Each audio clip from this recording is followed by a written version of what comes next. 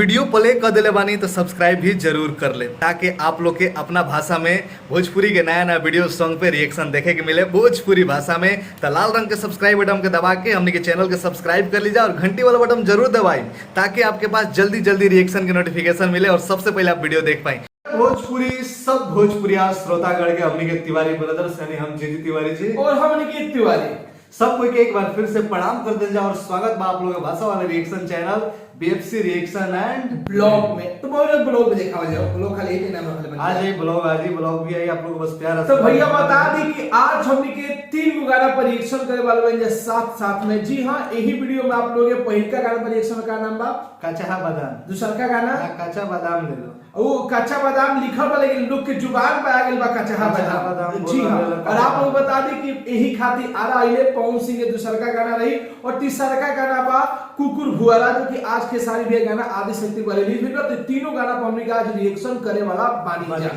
जी भैया बहुत टाइम निकाल के एकदम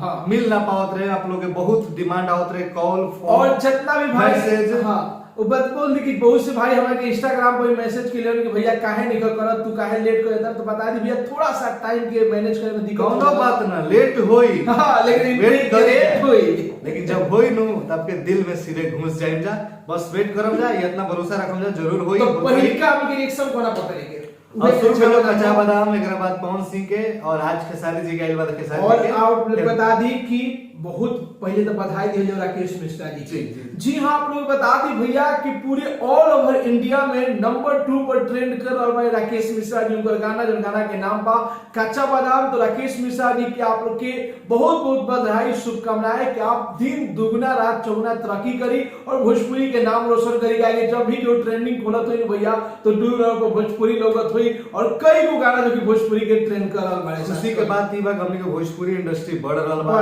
आज एक ना दू ना कई नया स्टार वालों कई सिंगर वालों सबके गाना बाज रहल बा। सबके आप लोग प्यार आशीर्वाद देता नहीं जा। और एमे इनका एक और आदमी के बधाई देवे के चाहे रवि पंडित जी के बहुत बड़ा सहयोग बा। उनका चेहरा भी हिट बाटे और कुछ यूनिक और कुछ जबरदस्त टॉपिक करत रहे। तो पूरा टीम के बहुत बहुत बधाई। बड़ा अच्छा बा कि ट्रेंडिंग में चल रहा बा और हम सब भोजपुरी गाली तक गर्व के बात। तो चलिए ज्यादा बात ना करते हुए काहे कि पिछले बार वीडियो बनैले रहे हमनी को काफी के बाद 22 मिनट की वीडियो का कि बहुत दिन बाद मिलनो रही है। बड़ा खुशी बोल के हम लोग 22 मिनट के वीडियो हमनी के देखनी जा। अब इससे बड़ हमनी खाली कोनो खुशी के बात ना हो। बस प्यार आशीर्वाद से बने रह जा। और बहुत जल्दी हमार भी एगो नया गाना आ रहल बा के जहिया बन जी को दूसरा के कनिया हो बहुत दर्दनाक गाना बाटे। वीडियो आजकल में रिलीज हो जाई। अब वीडियो भी बहुत जल्दी आ जाए। ऑफिशियल चैनल पे सब्सक्राइब करम जा पोस्टर शेयर कर देले बानी जा भाई में प्यार आशीर्वाद। तो चलिए रिएक्शन शुरू करें। वे म्यूजिक पर जब सुने के कोई भोजपुरी गाना बस बजे के चाहिए गाना।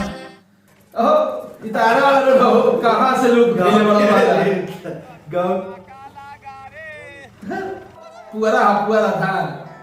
एकदम देहाती लोग बता। ए भैया है ना सुना। अरे का हरे बोल ना का माल दे अभी ले ताल दाथा ना थुदला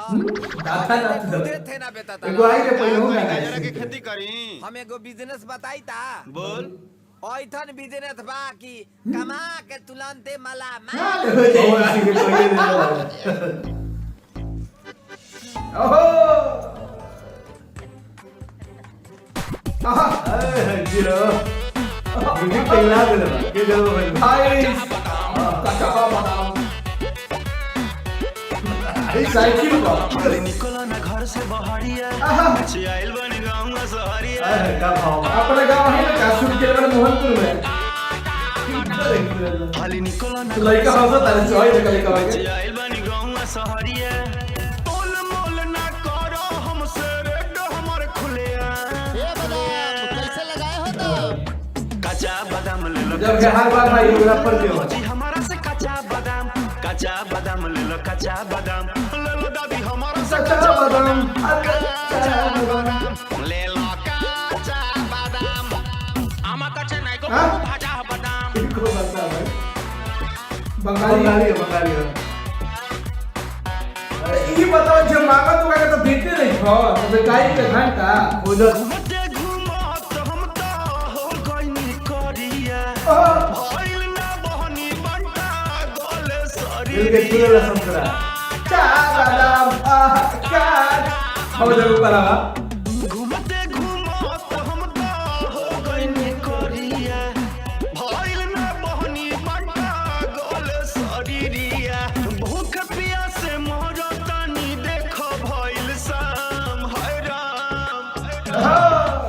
कच्चा बादाम ले लो कच्चा बादाम ले लो भौजी हमारा से कच्चा बादाम ले लो कच्चा बादाम ले लो चाची हमारा से कच्चा बादाम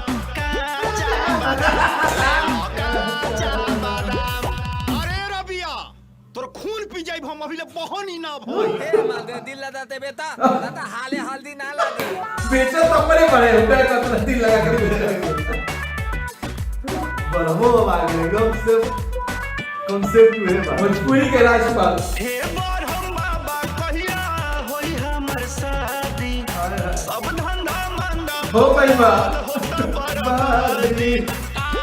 अरे बाप रे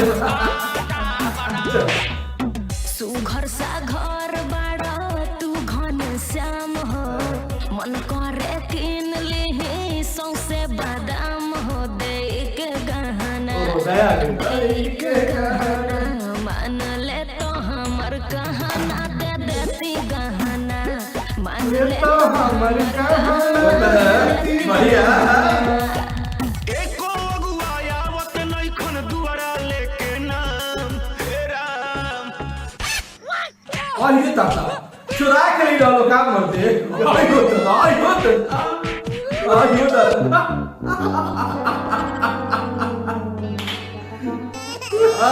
ये का भइल बा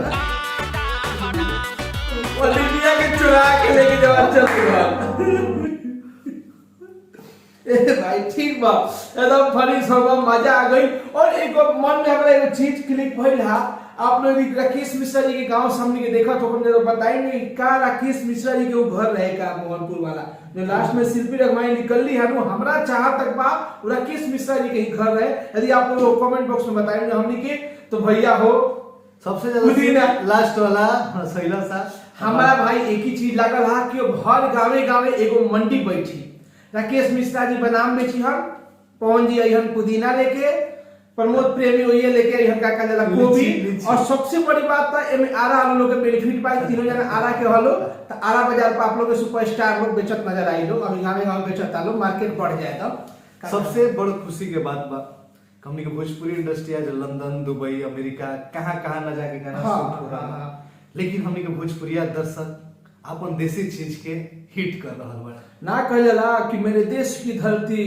उगले सोना सी चांदी उहे वाला हाल ना खुशी के बात बा कि हो हाँ। क्यों ना कैसा होता कि विदेश में ना खाली लोकल लेवल पे ही हाँ, काम हाँ, होता। वो जो हो रहा है ये देखी कि लोकलो लेवल पर काम हो रहा बा लेकिन हिट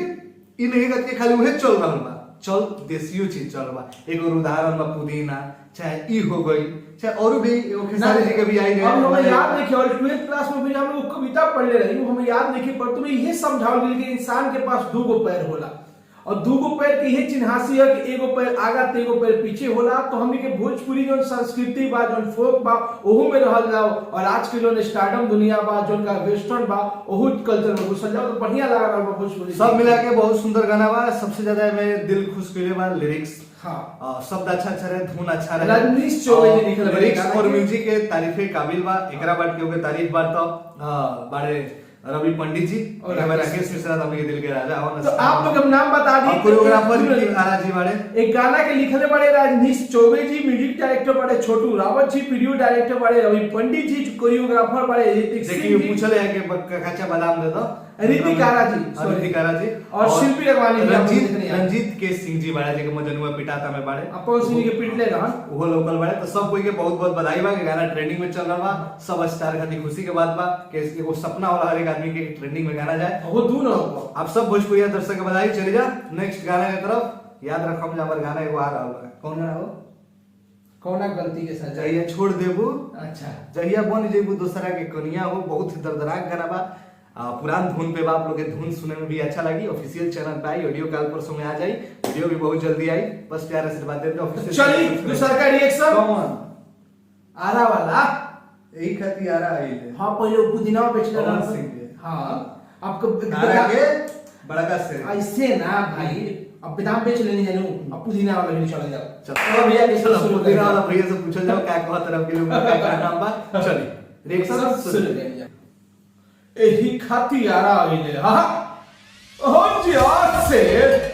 आज तो पवन सिंह के स्टेज भी ट्रेंडिंग में बड़ा सच्चे स्टोरी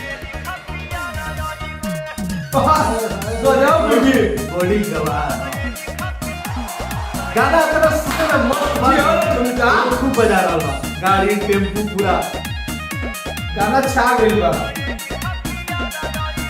छपरा में छुई अनुपमा यादव। तो कुछ न भय बाकी बलिया से मन हमर खुश न भई ए हो छपरा में छुई तो कुछ न भय गाना के एक खासियत मुझे चैन का है आना वाला खुश बात है भाई सगरी से बेसहारा भरले तो यही खतिया रहिले ए जानते तो बाजा रोइले तो यही खतिया रहिले जानते तो बाजा रोइले से अंदाज डबल स्टेज पे सब सीन ऑन सब अच्छा लगा लोग के देखो में भी अच्छा लगा ससरम मौहा करबे न जियो। कइस आ गइनी पटन हमें अरे कहा तोर मन नाही भर पाई अंदना अच्छा हम जानता नि सब बारे कतना जियो। घूम के गुजारा कइले तो यही खतिया रहिले शेर मूड में है आज को जानते दोबारा आई पवन सिंह का मूड बन गइल बा हो केहू लोग पर बाधा आ गई जानते दोबारा आईले ना कहला के रुकियो पर टिकिए नहीं के पाओ ना नेक्स्ट पर अभी 5 तारीख के धमाका है बेटे बा 5 तारीख हमरो जन्मदिन पड़ेला अभी आशीर्वाद प्यार देने का एंजॉय कर गाना के अभी दिल बटे बड़ी परेशानी ई जो बड़ी कोरोना गजब भाव ले बड़े रूप में यार यार बड़ा भागे जवाना के रोवे हम जानता नि बाटे बस मन में सोचे के बस कते बारे खइले यही खतिया रहिले जानते दोबारा आईले यही खतिया रहिले जानते दोबारा आईले खुश रहा जय हो माफ करम जा गलती सही जो भाई खुश रहा तो भाई देखो लो पहिका नंबर जितना भी यही जो आवत लो नए से चारों ओर से आरा के लड़का सब रोड पर खड़ा हो तो मैं टैक्स लो तो तरी भी गाना का व्यू जाता भाई ये अब सब आप से लोग खुश हो गए नहीं जा हाँ। यही खातिर आप लोग इतना प्यार आशीर्वाद हमने के मतलब क्या कहला रिक्वेस्ट पहले रहे ने दिल गदगदा रहा पहला बार बुझाई था कि हाँ हमनियों के केहू दो चार आदमी जान रहल बा सुन रहल बा देख रहल बा बहुत बहुत धन्यवाद दिल खुश हो गई आप लोग से इतना और प्यार- गाना हम बता दी कि आप लोग के कि अभी तक कम बाजत हुई खाली लगनिया शुरू 14 तारीख के खरवास में घिंचला के बाद दही गाना चुरा गाना की खासियत बाकी लिखले बा ना ये लिखले बड़े रोशन सिंह विश्वास हम देख लीजिए। और म्यूजिक सजेले बड़े प्रियांशु सिंह जी अनुपमा यादव और पावर स्टार पवन सिंह के मधुर ना आवाज कहा जाला हाँ। मौका पे चौक चौका सबके आगे रहे हाँ अब पवन सिंह जी जो नी लास्ट में गाना दिले हा ई मौका पे चौका मार दिले हा जे ना चाहियो के भी जे औरो लोग के भी फैन होई वो ना चाह के सुना लगा के कहले है का पवन सिंह जी तो वो तो सुनले लेकिन व्यूआ ना वाकई में ठीक बा गाना में खराब नहीं देखिए अच्छा लगा हमनी के का हो रहलो सब आप भी जानता नहीं हमहू जानता नहीं इहो जानता रे उहो जानता रे तब का हो रहल ओकरा पर देवे के हमनी के क्षमता नहीं के बस इंटरटेनमेंट के माध्यम से लेवे के बा एंटरटेन करे के बा ई लोग कलाकार हलो जौन करता लोग ओकर तमाशा लेकिन देखे अतना तो हम जरूर कह दें कि आरा जो गाना है उकरा से जबरदस्ती हिट गाना गाना सुने में बहुत मजा आला और एमे जब क्लिप जोड़ देल वालो उ चार चांद लगा म्यूजिक म्यूजिक बढ़िया बा और Lyrics। साथ में साथ जो ना एगो गाना वाला के जबरदस्ती बनाओ हाँ। कोनो बेटर में हाँ, जबरदस्ती जबरदस्ती कुछ ई गाना जो ना सटीक बैठ गेल भाई के सब सब गाना के तो पहिल का आरा गाना का नाम है आरा में दोबारा फिर वहीबे ना सुनो ना। और यही खातिर आरा आई है एक एक सटीक बैठ गेल बा और ओहू में जान डाले वाला काम कइले बा पवन सिंह के लिप्स जी हाँ जोन देखे के मिल गेल बा रिकॉर्डिंग टाइम आज सुनो सुनो बॉडी एकदम जोश में छोड़ो लिपसिंग छोड़ो गाना गावे के मेरे शेर इतना जोश में बानो कि भूल गई कि जोड़ो के दिन चलता कुर्ता खोल के एकदम जरा माइक पे कवर गाना दे और 2 मिनट में गाना जानकारी के बता दी के सिंगर हम हैं हाँ। तो मैं गर्मी लागेला मैं कुछ आज वो तनो गर्मी ना लगे कपड़े खोल दो ना लेकिन भैया गाना बाप- गाना गाना भी बा जोशीला बोले और के बड़ा बढ़िया लगा, ब्रासलेट एकदम, ब्रासलेट पहनले बड़े, चैन पहनले बड़े और देह खुला एकदम, मजा आया गाना देखे में और बड़ा बढ़िया तरीके से सवाल बा। बाकी आप लोग रिएक्शन हमने हमारे कैसा लगा हमने के जरूर बताइएगा नीचे कमेंट सेक्शन में, और शब्द भी कमाल के लिख रहा है, म्यूजिक भी प्रिया। अच्छा हमारा दूती को बड़ा स्टेप बढ़िया लगा, दोबारा ऑइले हॉई तो मतलब देखिए ख्याल बजा पवन सिंह के चाहे वाला बा जाना था कि पवन सिंह के एक्सप्रेशन किंग कहे जाला, जो उनकर एगो अंदाज बा उनके भी बा और दोसर के ना कर कोई लोग बड़े फिर भी उनका के देखे के मिलबे, उनका से मैच ना करबे, तो उनकर एगो अपन अलग अंदाज है जोन की उसे नकल ना आके उनकर अपन पर्सनालिटी है, तू सिर्फ पवन सिंह ही कर सकता और है। ये आप लोग को बता दी कि 5 तारीख के भैया के जन्मदिन भी है, पवन भैया के भी जन्मदिन है, इनको जन्मदिन है, और आरा की गौर सिंगर बहुत ही फेवरेट सिंगर बड़े प्रमोद प्रेम यादव जी के भी जन्मदिन है, बहुत लोग के जन्मदिन है, बहुत लोग के जन्मदिन है, बता देंगे हम। बाकी जन्मदिन जरूर मायने ना होला, बाकी आप लोग के ऊपर बाटे, प्यार आशीर्वाद देम जा, जरूर भाई के सपोर्ट करम जा, हमार गाना आवेला बा। चलिए रिएक्शन दूसरा का के तरफ तीसरा के तरफ अच्छा सॉरी देखिए बोले तीसरा का जो गाना के नाम बा भुआरा कुकुरा भुआ कुकुर कुकुर भुआ खेसारी लाल के जौन अंदाज है कॉमेडी फनी जबड़ा खोल के रख देवेले दुखाए वाला। खेसारी लाल यादव जी के गाना की एक खासियत है कि जब भी उनका गाना को करो हां हंसी आवे लगे, मजा जबड़ा में दर्द एंटरटेन हो जाला, जबड़ा दर्द हो जाला। और चलिए रिएक्शन पे जाओ, बाकी बात पे जाई वो गाना देखला के बाद क्वेश्चन बाटे आज ही गाना आइल बा। हां आज ही आदि शक्ति पे गाना आइल बा, आदि शक्ति पर हां आदि शक्ति पे गाना आइल बा। चलिए रिएक्शन शुरू करिए। हां चुप कर, आए कुकुर है क्या रे? अल्लाह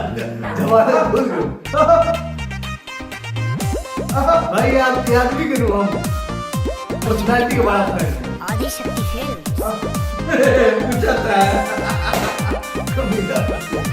हां गजब लुक लगा था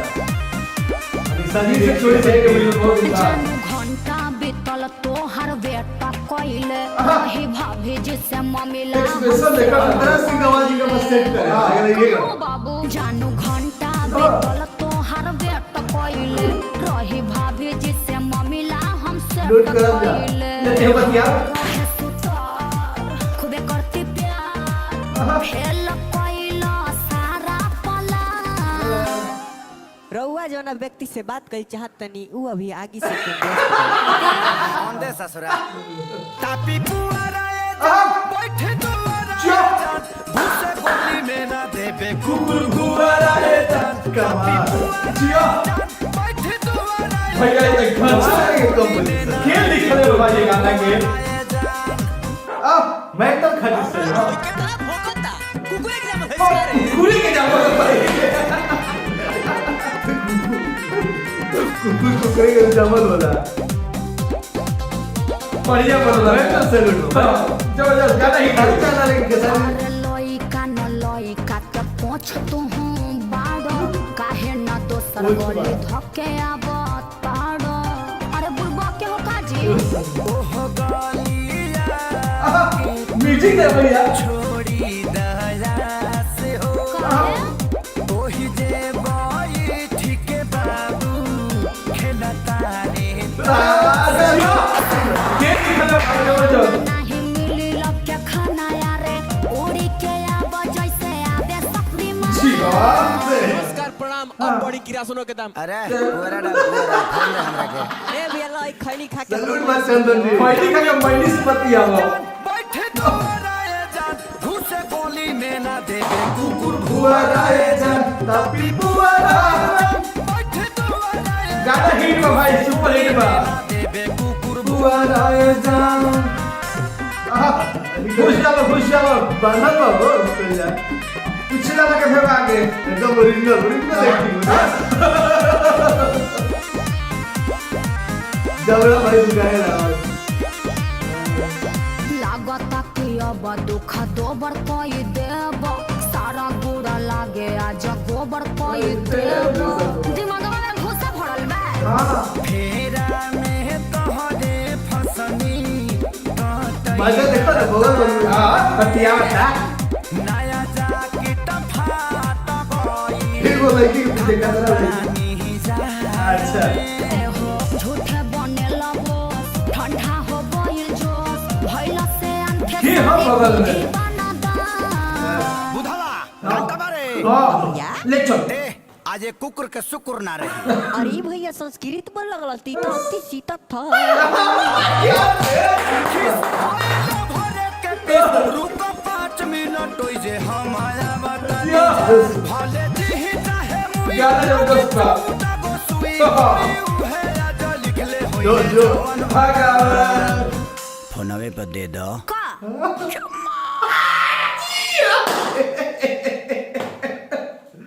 भाई हो भाई ये गाना भैया हम लिख के देता नहीं बहुत ब्लॉक मास्टर गाना ही होके वाला बा। मजा आता है गाना के सुने में। ये गाना के लिखने के लिए पता कहल जाला कि अंत भला तो सब भला,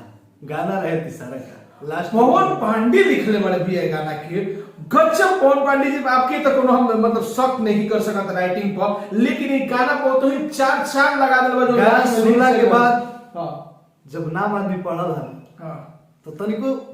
मतलब एकदम ना वाला कि डीजर हम तो कहा आदमी ही ऐसा काम कर टीचर हम तो कहते नहीं करे कि जाड़ा स्पेशल लिखल चाहत रहे ऐसा जाड़ा के सॉन्ग मिलेला मर्दे सब पूरा सुरा सब में आ गेल गजब गाना भाई हंसी आ और जाता। तारीफ के काबिल वालों श्याम सुंदर जी भी म्यूजिक भी हाँ, काफी म्यूजिक जबरदस्त जबरदस्त है। और पवन पांडे जी आपके तो तहे दिल से पूरा मतलब की चीज का बा खेसारी लाल ही हर गाना में लोग बता रहे और एक गाना में हम खेसारी भैया के एक्सप्रेशन के दांत देता नहीं जबरदस्त एक्सप्रेशन देले बड़ जोन चाह हम क्या दिमाग में कहते हैं स्टार भैया हम लेकिन हीरो के हीरो नियम प्रेजेंट कइल जाला की हाँ। राइटर के काम राइटर बेस्ट डायरेक्टर की पता director Sushant Singh ji video director उहे दुनिया ना उहे दुनिया ना, हाँ, कॉमेडियन हां देखा कर क्रिएशन के सैल्यूट बा आप लोग जो भाई गाना आप लोग कॉमिक टाइमिंग के हम फैन हैं दिल से ना गाना ना हर एक गाना में अपन वो अंदाज डाले डाल देला। यही से दादी सबकी टीम एकदम मिल के ही चलेला जबरदस्त बा जबड़ा दुखाएला बढ़िया के नीचे गाना के यही सब रखना जन्नी है कि गाना में दम बा खेसारी जी कहो तो पहले कह देला तो रिएक्शन होइत ना लास्ट में कोई नहीं है जा जबड़ा एडिटर बड़े सिद्धार्थ गोस्वामी जी, डीओपी बड़े विवेक कुशवाहा जी, कास्टिंग के लिए बड़े रोहन पाठक जी, डिजिटल बड़े विकी आयो जी, प्रोड्यूसर बड़े मनोज मिश्रा जी और अनीसा पांडे और खेसारी भैया का जबरदस्त परफॉर्मेंस बस ये कहने खेसारी जी के गाना में पैसा लगाओ चाहे ना लगाओ हां उनका एक्सप्रेशन उनका अंदाज और उनका मेहनत इतना होला अब मतलब हम के entertain करके रख देबे। अच्छा आप लोग ये अपना बताइए नाम आप एक गाना के एक खाली सुन के तरह ना जाए बर्दाश्त से रहो फिर से सुने के मन करे देखे आधा गाना बढ़िया लगता है देखे का मन सुने का तो 1000 बार सुनम देखे का मन करता हां एक खाली में गाना के पेट बोलना मन और जबरदस्त गाना भाई थोड़ा सा उनको तारीफ तो कर जरूरी बा ठीक है एक्सप्रेशन क्वीन हम तारीफ के कहत हम दिल में बसे दी नहीं, बात नहीं, तक से मत कराओ ना जबरदस्त अच्छा लगेला हाँ। और अंतरा सिंह के आवाज लगबे ना कर लाइली हुए है अंतरा वो हां एक्सप्रेशन इतना बढ़िया देवेली लिपसिंग इतना जबरदस्त कराएला ना तना ना गाना ही उनका पीछे आगे उनके साथ है। तो कैसा लगा आप लोग का रिएक्शन जरूर हमारा